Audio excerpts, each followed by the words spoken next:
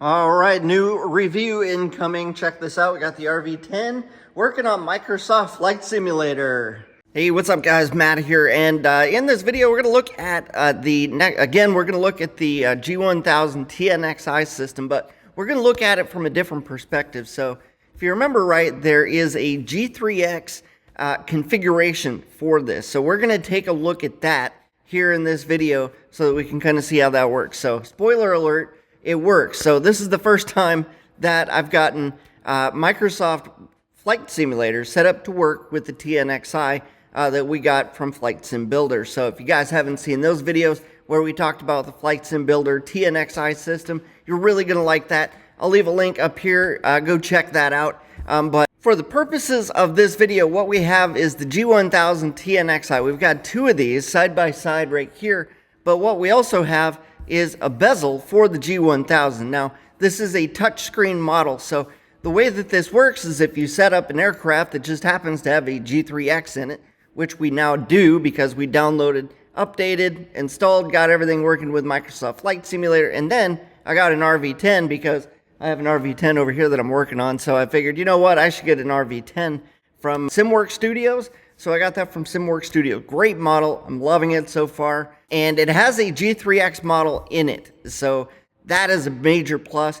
As long as your aircraft model has a G3X in it, the G3X model should work over here. You should be able to pop the screens out, put them on there, and everything will work. So let's take a quick look at how that looks real quick, and then I'll come back here, okay? All right, so here's the deal. I got the RV10 working by SimWork Studios. So this isn't really a review of SimWork Studios RV10, although I do like the model, and I like what we got going on. So the RV10 by SimWork Studios has G3X Touch.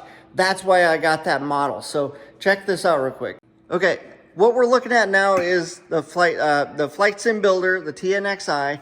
One of the configurations, it comes out of the box looking like a G1000, and it still looks like a G1000, but what you'll notice is we were able to pop out the in-dash G3X here and put that here and actually turn this into a touchscreen because these screens are touchscreen, and the G3X, the Garmin G3X, which is commonly used in experimental aircraft, these are now touchscreen G3Xs. Even though there's a bezel for a G1000, they're basically useless with the exception of a few things. We still use the direct to key. I can still use the clear key. Bottom line is that you can press things and things happen, and I like that. So that's what was a big thing to me. So you can go direct. I can put in a waypoint. I can click nearest airports. I can slide this and go to wherever I want to go here and then go, oh, cool. You do have to flip the FPL source to internal, and then that allows you to activate, like if I want to go to Snake River skydiving or whatever this is, public airport in Star, Idaho. What's up, guys? Then you can set that, and then it's going to give you waypoint information there. You can go into the navs, the comms. I'm getting waypoint information, bearing to the distance from that airport that I just selected. I can go into the menu, select a few different things, select the CDI source. I'm not here making a review or a how-to video on how to use the G3X. I hopefully will be able to use G3Xs in my aircraft one day. By the way, it's sitting right there.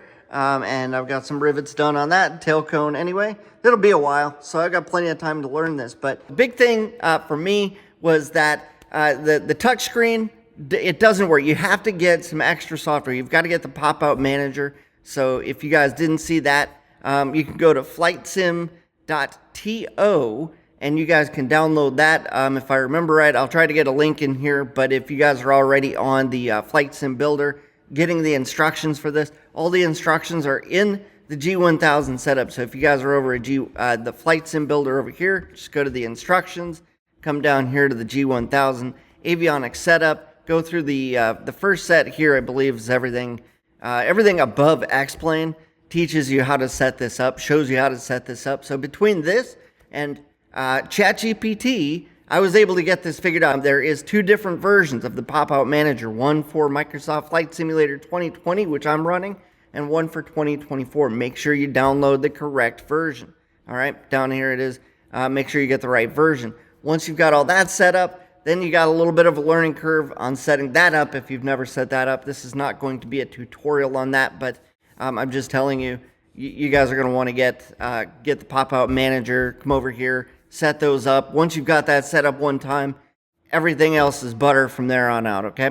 But you have to use that in order to bring up to be able to use the touch capabilities on each one of these here so that it works the way that it's supposed to work. Otherwise, you're just like jabbing at the screen, getting pissed off at it, and nothing really works. So basically, you need something that has G3X capability if you're going to use it here. So bottom line, I'm going to guess that the G1000 probably works fine.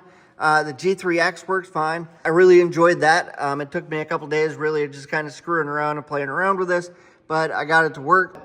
Overall, honestly, I'm happy with the way that things worked out. It kind of makes me want to come back and play around with Microsoft Flight Simulator a little bit more because, to my knowledge, and I haven't seen a model in X-Plane that has G3X touches on those. Otherwise, I would probably try to make those work. But I'm really impressed with how things are looking. Bottom line, I'm happy with the way things are working. Y'all should be happy with the way things are looking and working and just kind of everything, and I'm happy with the way that this whole thing turned out. So that's all I've got. If you guys like what you're seeing, if you guys think this is the next best thing for you, I'll leave links down in the description, down in the first comment. Go check out Flight Sim Builder and see if this isn't something that maybe you want to get. Okay, maybe you're not flying a G3X, maybe you've got a 750, maybe you got a G1000, maybe you're flying a whole different aircraft. But with the different configurations available to you, these are very great options, and I would highly recommend it. I haven't had any major issues that I would say were deal breakers with the Flight Sim Builder setup that I've got. That's their flagship setup over there, so go check that out. And yeah, I hope to see you guys. If you guys have any questions, let me know, and I'll see you guys in another video. Take care. Talk to you soon. Did you know that I actually created a program called the Quick Build Blueprint for your home flight simulator? It's going to show you guys real quick, give you guys the basics of how to design your own home flight simulator, get avionics, which flight controls to get. We're going to walk you through every step, exactly how to build your home flight simulator, VR or not VR, PC or Mac, all that good stuff, Microsoft Flight Simulator or X-Plane. Basically, we've curated all of the best videos so that you guys can learn how to create your own home flight simulator. Links down in the description. Go grab yourself a copy.